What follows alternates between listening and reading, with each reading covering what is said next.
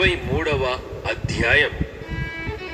యెహోవా నా కాపరి, నాకు లేమి కలుగదు. పచ్చిక గల చోట్లను ఆయన నన్ను పరుండజేయుచున్నాడు. శాంతికరమైన జలముల యొద్ద నన్ను నడిపించుచున్నాడు.